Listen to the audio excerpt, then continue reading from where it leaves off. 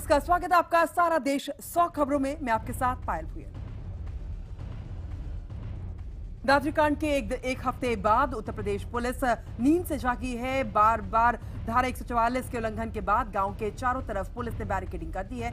साथ ही किसी भी नेता के काफिले के गांव में जाने पर पाबंदी लगा दी गई है। दादरी कस्बे के पास तोड़ा गांव में भी तनाव का माहौल बन गया है। गांव में भारी पुलिस बल तैनात कर दिया गया है। माहौल को ठीक रखने के लिए आला अधिकारियों ने गांव में कैंप लगाया हुआ है। वहीं दादरी कांड के मुख्य आरोपी विशाल और शिवम को कोर्ट ने 14 दिन की न्यायिक हिरासत से भेज दिया है। और इस बीच बिसाहड़ा में रविवार को लोगों का गुस्सा एक बार फिर फूट गया। गांव की महिलाओं ने मीडिया और राजनेताओं के गांव में आने का विरोध किया। गांव की महिलाओं का कहना है कि जब तक नेता और उनके पीछे मीडिया गांव में आते रहेंगे, गांव में कभी शांति नहीं आ सकती। उत्तर प्रदेश के दादरी कांड में मारे गए पीड़ित के परिवार से सीएम अखिलेश ने लखनऊ में मुलाकात की और पीड़ित परिवार को 45 लाख रुपए देने का ऐलान किया। पीड़ित परिवार से मुलाकात के बाद अखिलेश ने कहा कि वो हमले में घायल हुए अखलाक के बेटे का इलाज कराएंगे और उनके परिवार के रहने का भी इंतजाम करेंगे। उधर पीड़ित परिवार को मुआवजा देने पर भी सियासत शुरू हो गई है। बीजेपी सांसद मनोज तिवारी और साक्षी महाराज ने मुआवजे की भारी रकम पर सवाल खड़े किए हैं। दादरी के बिसाड़ा गांव पहुंचे बीजेपी विधायक संगीत सोम ने अखिलेश सरकार पर तीखे हमले करते हुए कहा है कि सूबे की सरकार एक तरफा कार्रवाई करती रही है। संगीत सोम ने दूसरे पक्षों से मुलाकात की और कहा कि अखिलेश सरकार पहले मुजफ्फरनगर दंगों के आरोपियों को जहाज में बिठाकर ले गई और अब गाय काटने वालों को भी हवाई जहाज में लखनऊ बुलाया है। साथ ही संगीत सोम ने सवाल उठाया कि आखिर एमआईएम नेता ओवैसी दादरी क्यों आए थे। वहीं उत्तर प्रदेश के कैबिनेट मंत्री आजम खान पर भी उन्होंने जमकर हमला बोला। दादरी कांड पर प्रधानमंत्री मोदी की चुप्पी पर दिल्ली के मुख्यमंत्री अरविंद केजरीवाल ने निशाना साधा है। केजरीवाल ने उत्तर प्रदेश की अखिलेश सरकार और बीजेपी पर मिलीभगत का आरोप लगाया है। अलीगढ़ में दादरी के विरोध में कैंडल मार्च निकाला गया और अखलाक की आत्मा की शांति के लिए दुआएं मांगी गई। बिहार के किशनगंज में एमआईएम नेता अकबरुद्दीन ओवैसी ने प्रधानमंत्री नरेंद्र मोदी पर निशाना साधा है। रैली के दौरान ओवैसी ने गुजरात दंगों का जिक्र करते हुए प्रधानमंत्री मोदी के खिलाफ अपशब्द कहे। ओवैसी ने प्रधानमंत्री के साथ साथ कांग्रेस पर निशाना साधा है। उन्होंने कहा कि कांग्रेस की नामर्दी के चलते बीजेपी को केंद्र की सत्ता मिली। प्रधानमंत्री के खिलाफ अपशब्द कहने पर बीजेपी सांसद मनोज तिवारी ने कहा है कि ओवैसी को प्रधानमंत्री के खिलाफ आपत्तिजनक भाषा के प्रयोग करने पर माफी मांगनी चाहिए। बीजेपी अध्यक्ष अमित शाह ने कटिहार में चुनावी रैली में कहा कि नीतीश खुद प्रधानमंत्री बनना चाहते थे, इसलिए उन्होंने नरेंद्र मोदी का विरोध किया था। बिहार उन्हें अब की बार सजा देगा। लालू प्रसाद यादव को चारा चोर कहने वाले बयान पर अमित शाह ने कहा है कि मैंने लालू को चारा चोर तथ्यों के आधार पर कहा। शाह ने कहा कि नीतीश कुमार आरजेडी और कांग्रेस के कंधों पर सवार होकर विकास नहीं कर सकते हैं। इस चुनाव में नीतीश महज मुखौटा है, उनके पीछे असली चेहरा लालू प्रसाद यादव का ही है। बीजेपी अध्यक्ष ने यह दावा किया है कि बिहार में आज भी मोदी लहर है और 2/3 के बहुमत से बीजेपी बिहार में सरकार बनाएगी। बिहार में जंगलराज के भूत वाले बयान पर सीएम नीतीश कुमार ने बीजेपी अध्यक्ष अमित शाह को आड़े हाथों लिया है और कहा है कि भाजपा जादू टोना वाली पार्टी है। नीतीश ने कहा है कि बीजेपी अब मान रही है कि बिहार में जंगलराज अब जिंदा नहीं बचा है, बल्कि उसका भूत घूम रहा है। नवादा के हिसुआ में चुनावी सभा को संबोधित करते हुए सुशील मोदी, सीपी ठाकुर और पूर्व मुख्यमंत्री जीतन राम मांझी ने मुख्यमंत्री नीतीश कुमार पर जमकर हमला बोला। वहीं मांझी ने नीतीश पर निशाना साधते हुए कहा है कि ऐसा कोई सगा नहीं है जिसको नीतीश ने ठगा ना हो। साथ ही उन्होंने कहा है कि चुनाव के बाद महागठबंधन तितर-बितर हो जाएगा। कभी बीजेपी के साथ रहे और अपने बेबाक बयानों से सुर्खियों में रहने वाले वरिष्ठ वकील राम जेठमलानी ने प्रधानमंत्री मोदी पर निशाना साधते हुए नीतीश को वोट देने की अपील की है। उन्होंने कहा है कि वो बेईमानों के खिलाफ है, अगर वोट करना पड़े तो वो नीतीश कुमार सरकार को ही वोट अपना देंगे। बीजेपी नेता सुशील मोदी ने बीफ पर लालू प्रसाद यादव के बहाने मुख्यमंत्री नीतीश कुमार पर निशाना साधा है। ट्विटर पर उन्होंने लिखा है कि नीतीश कुमार ने गांव-गांव में शराब की भट्टी खुलवा दी है, फिर मौका मिले तो गौमांस के लिए बूचड़खाने भी खुलवा देंगे। आरजेडी अध्यक्ष लालू प्रसाद यादव के गौमांस को लेकर दिए गए विवादित बयान के बाद उन पर विपक्षी नेताओं के सियासी हमले का दौर जारी है। गिरिराज सिंह ने तो यहां तक कह दिया है कि अगर बिहार में नीतीश कुमार दोबारा सीएम बनते हैं तो वो लोगों को गोमांस खाने के लिए कह सकते हैं। बीजेपी सांसद साक्षी महाराज ने बीफ वाले बयान पर लालू से सवाल किया है कि क्या उन्होंने कभी गोमांस खाया है। बीजेपी अध्यक्ष अमित शाह, बीजेपी नेता अनंत कुमार और बिहार बीजेपी के अध्यक्ष मंगल पांडे आज सुपौल में कार्यक्रम सम्मेलन को संबोधित करेंगे। बिहार के पूर्व उप मुख्यमंत्री और बीजेपी नेता सुशील कुमार मोदी आज 4 बजे जनसभाओं को संबोधित करेंगे। मोदी झाझा, जमुई, विभूतिपुर और समस्तीपुर में रैलियों को संबोधित करेंगे। जीतन राम मांझी ने नीतीश से पूछा है कि वो कह रहे हैं कि हमारे दल का दूल्हा ही नहीं है, पर वो देखा कि उनकी गठबंधन के जो ससुर थे मुलायम सिंह यादव वो दल छोड़कर चले गए हैं। बिहार चुनाव में पहली बार अपने दम पर अपनी किस्मत आजमा रहे हम पार्टी के अध्यक्ष जीतन राम मांझी का आज जन्मदिन है। हम पार्टी के कार्यकर्ता धूमधाम से जश्न मनाने की तैयारी कर रहे हैं। आरजेडी नेता ब्रजबिहारी यादव के नेतृत्व में 100 से अधिक यादव आरजेडी कार्यकर्ताओं ने सामूहिक इस्तीफा देकर बीजेपी का दामन थामा है। बिहार के मिथिलांचल क्षेत्र में बीजेपी से सिर्फ 3 ब्राह्मणों को टिकट दिए जाने से समुदाय के लोगों में नाराजगी है। बेगूसराय में एलजेपी सुप्रीमो रामविलास पासवान ने लालू प्रसाद यादव और नीतीश कुमार पर जमकर निशाना साधा। पासवान ने कहा कि लालू अब कभी सत्ता में नहीं आ सकते क्योंकि वो सजायाफ्ता है।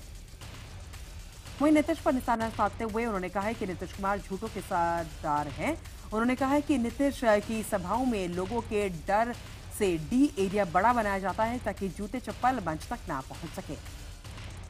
बीजेपी नेता शाहनवाज हुसैन ने नीतीश पर निशाना साधते हुए कहा है कि नीतीश कुमार के बैलून में हवा हमने ही भरी थी, इसकी हवा भी हम ही निकालेंगे। मधेपुरा से निर्दलीय सांसद पप्पू यादव ने भागलपुर में लोगों को संबोधित करते हुए कहा है कि अगर वो सत्ता में आए तो मुसलमानों और ऊंची जातियों के लोगों को 10% आरक्षण देंगे। बेलागंज से आरजेडी विधायक सुरेंद्र यादव और एसपी के प्रदेश अध्यक्ष रामचंद्र यादव की मुश्किल लगातार बढ़ती जा रही है। पटना पुलिस ने दो अलग अलग मामलों में इन दोनों की गिरफ्तारी के लिए छापेमारी तेज कर दी है। बीजेपी नेता और केंद्रीय मंत्री गिरिराज सिंह ने सासाराम में लालू प्रसाद यादव, नीतीश कुमार और राबड़ी देवी पर निशाना साधते हुए कहा है कि 25 साल तक भैया भाभी और देवर की सरकार ने बिहार का सत्यानाश कर दिया है। आरजेडी सुप्रीमो लालू प्रसाद यादव के गौमांस खाने वाले विवादित बयान को लालू प्रसाद यादव के बेटे तेज प्रताप यादव के विरोधी खेमे ने मुद्दा बना लिया है और इसे लेकर वैशाली के मखुआ में तेज प्रताप यादव को घेरने की तैयारी भी की जा रही है। एलजेपी की पूर्व विधायक नगीना देवी ने एलजेपी पर टिकट देने के नाम पर अवैध उगाही करने का आरोप लगाया है। छत्तीसगढ़ के मुख्यमंत्री रमन सिंह के बेटे अभिषेक सिंह पर विदेशी बैंक में खाता रखने के प्रशांत भूषण के आरोपों को रमन सिंह और उनके बेटे ने सिरे से खारिज कर दिया है। प्रशांत भूषण के आरोपों का जवाब देते हुए मुख्यमंत्री रमन सिंह ने साफ कर दिया है कि उनके बेटे अभिषेक का देश के बाहर कोई खाता नहीं है। दिल्ली के द्वारका कोर्ट में आज फिर सोमनाथ भारती को पेश किया जाएगा। इससे पहले रविवार को सुनवाई के दौरान कोर्ट ने सोमनाथ भारती को 1 दिन की न्यायिक हिरासत में भेज दिया था। रविवार को द्वारका कोर्ट ने भारती की उस अर्जी को भी ठुकरा दिया जिसमें उन्होंने सुप्रीम कोर्ट में पेश होने की इजाजत मांगी थी। अदालत ने सोमनाथ भारती को भगत सिंह की जीवनी और जेल मैनुअल रखने की इजाजत दी है। आपको बता दें कि सोमनाथ भारती के खिलाफ उनकी पत्नी ने दहेज उत्पीड़न से लेकर कई सारे संगीन इल्जाम लगाए हैं। दिल्ली सरकार और दिल्ली पुलिस फिर आमने सामने आ गई है। दिल्ली पुलिस ने 22 अक्टूबर को कार फ्री डे मनाने के प्रस्ताव को इजाजत देने से मना कर दिया है। Delhi police commissioner BS Bassi ने चीफ सेक्रेटरी के शर्मा को लिखी चिट्ठी में कहा है कि 22 अक्टूबर को दशहरा है और ऐसे में कार फ्री डे मनाना अव्यवहारिक है। शीना बोरा हत्याकांड मामले में आरोपी इंद्राणी मुखर्जी की हालत अब खतरे से बाहर बताई जा रही है। इंद्राणी का इलाज कर रहे डॉक्टर्स के मुताबिक अब उनकी हालत में सुधार नजर आ रहा है और वो होश में आ गई हैं, लेकिन अगले 3 दिनों तक उन्हें निगरानी में रखा जाएगा। दरअसल खबर आई थी कि इंद्राणी ने दवा का ओवरडोज लिया जिसकी वजह से उसकी तबीयत बिगड़ गई थी। उनके कई टेस्ट करवाए गए थे जिसमें से 2 अस्पतालों की अलग अलग रिपोर्ट्स आई।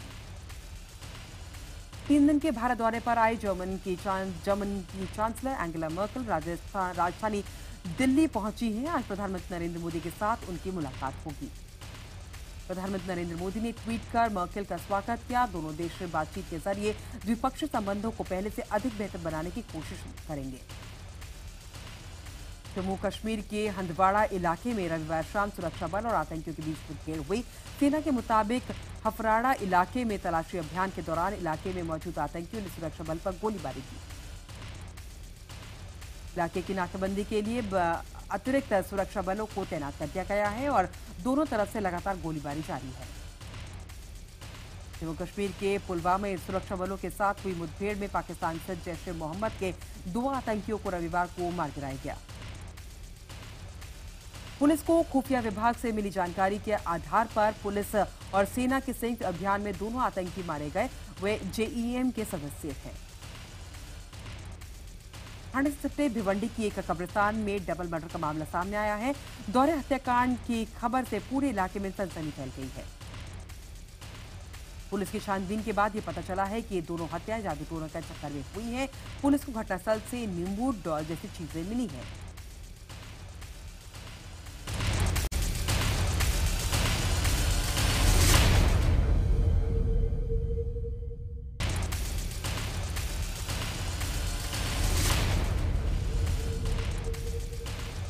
नेपाल के पास अब सिर्फ 4 दिन का ही पेट्रोल डीजल बचा है। नेपाल के काठमांडू समेत दूसरे कई शहरों में पेट्रोल पंप पर वाहनों की लंबी लंबी लाइनें लगी हुई हैं।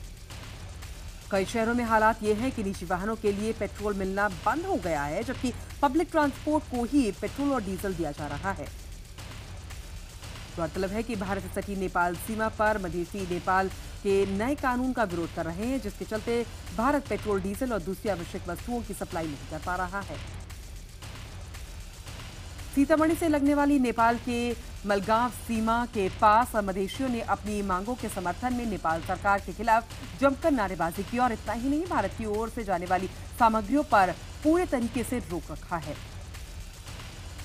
राजस्थान के दौसा में बोरवेल में फंसी बच्ची को 12 घंटे राहत बचाव कार्यों के बाद सुरक्षित बाहर निकाला है। दौसा के बिहरापुरा गांव में 2.5 साल की बच्ची 200 फीट गहरे बोरवेल में गिर गई।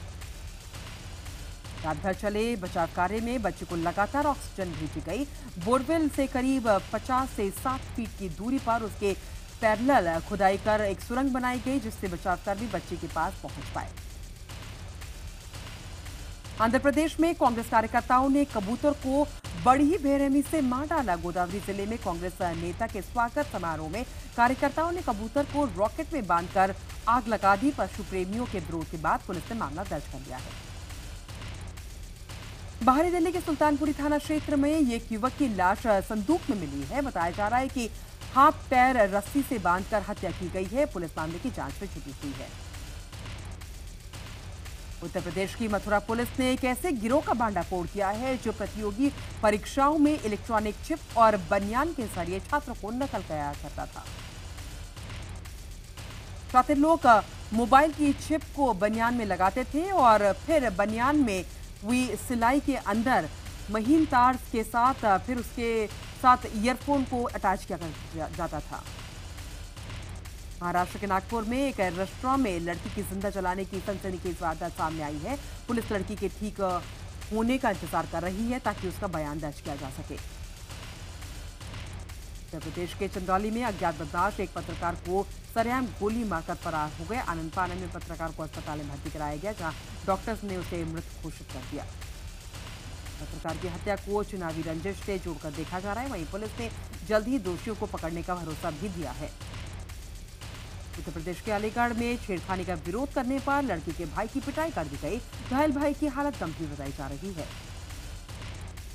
आगरा में एसएससी परीक्षा शुरू होने पर देरी से आने पर कुछ छात्रों को जब रोका गया, छात्र गुस्से में आ गए। छात्रों ने जमकर पथराव किया। जवाब में टीचरों ने भी पत्थरबाजी की। छात्रों ने कॉलेज का गेट तोड़ दिया और एक मोटरसाइकिल में आग लगा दी। मौके पर पहुंची पुलिस ने किसी तरीके से छात्रों को शांत कराया।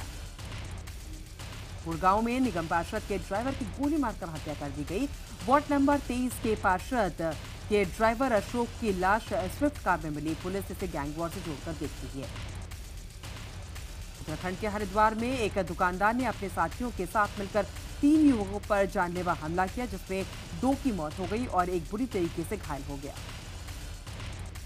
देश भर में ट्रक यूनियन की हड़ताल का आज 5वां दिन है और ये मामला सुलझता नजर नहीं आ रहा है। ट्रक यूनियन ने चेतावनी दी है कि यदि सरकार ने मांगे नहीं मानी तो फिर जरूरी वस्तुओं को भी सप्लाई रोका जाएगा। मध्य प्रदेश में ट्रक ऑपरेटर्स की हड़ताल के चलते आज से पेट्रोल डीजल टैंकर भी नहीं चलाए जाएंगे। इससे पेट्रोल डीजल की खासकर रसोई गैस की सप्लाई प्रभावित होगी। केवीपी पर लीक के मामले में रेवाड़ी पुलिस ने एक गिरोह का पर्दाफाश किया है। 13 लोगों को गिरफ्तार भी किया गया है। इनके पास से 40 एडमिट कार्ड और लीक हुआ पेपर बरामद किया गया।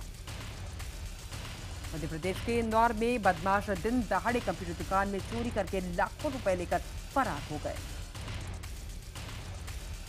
उत्तर प्रदेश के पिलखुआ में एक ज्वेलरी की दुकान में 5 महिलाओं की हाथ की सफाई सीसीटीवी में कैद हो गई। ज्वेलर्स के यहां 3 दिन पहले 4-5 महिलाएं आई थी और ज्वेलरी देखने के बहाने ज्वेलरी पर हाथ साफ करके फरार हो गई।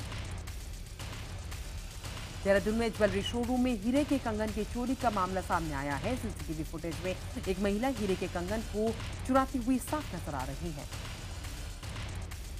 उत्तर प्रदेश के कानून में नशे में धुत कार सवार को भीड़ ने बीच चौराहे पर जमकर पीटा। लोगों का गुस्सा तब और ज्यादा बढ़ गया जब कार ने 2 साइकिल सवार को टक्कर मार दी। एक साइकिल पर एक वृद्ध महिला भी बैठी हुई थी जो कार की टक्कर से घायल हो गई। लालची डैम में सफाई करते समय 8 शव बरामद किए गए हैं। देर शाम तक चले सर्च ऑपरेशन के बाद सभी शवों को बाहर निकाल लिया गया। राजस्थान के बाड़मेर शहर के रिहायशी इलाके के कबाड़ में अचानक आग लग गई। आग से लाखों का नुकसान हुआ है। पंजाब से राजस्थान की ओर बहने वाली इंदिरा नदी नहर में पंजाब के हनुमानगढ़ जिले में भारी मात्रा में पेस्टिसाइड की बोतलें और पैकेट्स मिली हैं, जिससे गांव वालों में हड़कंप मच गया है। उत्तर प्रदेश के पीलीभीत में उस वक्त हड़कंप मच गया जब 12 फीट का अजगर नजर आया। उत्तर प्रदेश के मथुरा में एक डॉक्टर की लापरवाही से 4 साल की बच्ची की मौत हो गई। गुस्साए परिजनों ने अस्पताल में हंगामा शुरू कर दिया।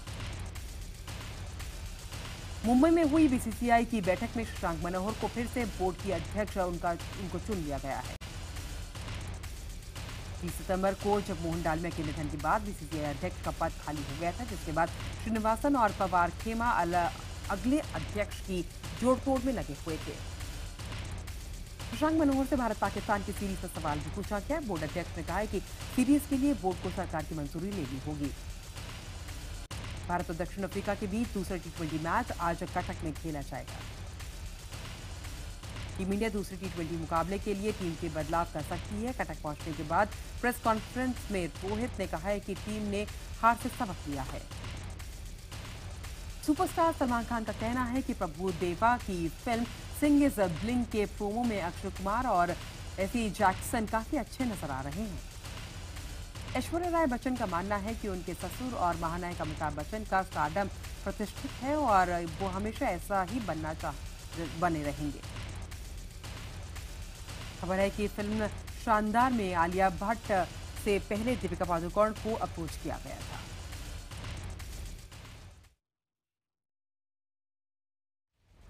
निकाल लिया गया।